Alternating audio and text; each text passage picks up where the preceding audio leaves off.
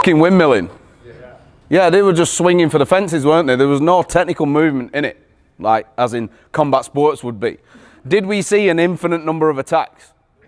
And we could have played that video for like 2-3 hours of all the footage and everything that we see on CCTV, Facebook video and everything else, and it would be the same. Yeah, there's the odd different thing in there, but mainly it's a swinging haymaker punch. And where was that aimed? Yeah, were there any body shots? No, why? Yeah, because inherently we know as human beings we're headhunters, and if we hit this hard enough, that switch the lights out. And if we really want to win that fight, and I'm an horrible bastard and I want to take you out, that's where I'm going. I want it to be over quickly. Do you know what I mean? So that's what we're going to seek to intercept. So if we're going to seek to intercept this stuff, we need something that's really simple and accessible really quickly for people.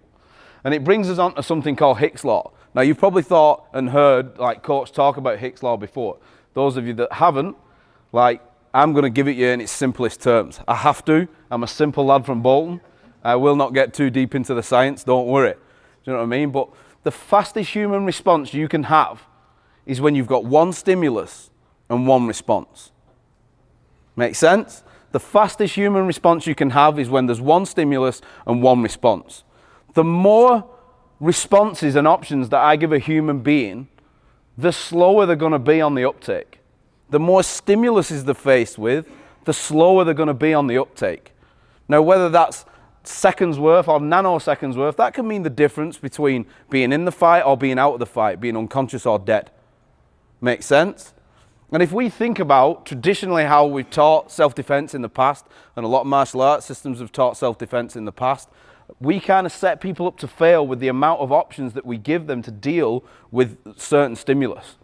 And I'm not saying that doesn't work in a sport consensual context where, like, me and Robert are here, we touch gloves and we're ready because I'm aware of what he's trying to do to me and he's aware of what I'm trying to do to him. Then we can have a few different options to slip, bob, duck and weave a punch. But if, Dan, can I borrow you, mate? If we're in a true violent encounter, a violent encounter being something that I did not consent to happen, I did not want this fight to start, we have not just gone and we're ready to scrap. I'm like trying to calm him down. If I've been taught the defense against a right punch is an upward rising block, or the defense against the right punch is fade away from it, or you can do this, you can come underneath it. If we think about Hicks Law, now I've got 3 responses to one intended stimulus. If I'm not consenting to it and I'm shitting my pants, stood here, controlled by fear at that moment in time, and he throws that punch, what are the chances of me being able to pull off the wax on, wax off move, for want of a better term, in that moment? Very slim.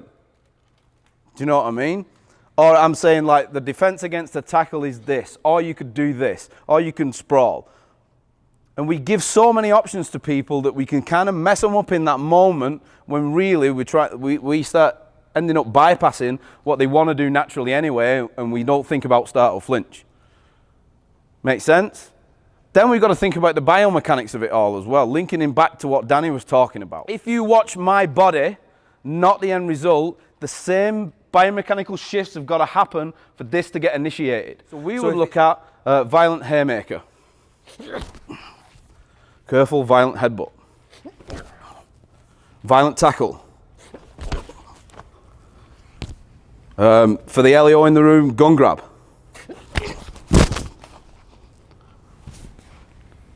No matter the stimulus, one response, SPEAR System's Hicks Law compliant. So it doesn't matter what he does. On his intention to action, when he starts to move, I'm going to move, start or flinch convert, drive center mass towards the threat. I'm not bothered what the attack is, and I'm going to start moving and getting into that fight. Whether it's headlock, tackle, punch. People say there's nothing for the kick, but even a kick, start flat-footed, mate, like a shitty kick. I know you can kick.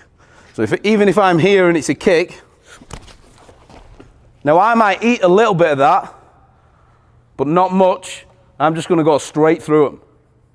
So I'm not even trying to like hold 7 lines of attack, trying to block the kick. I'm just going to go straight through it. Does that start to make sense for everybody?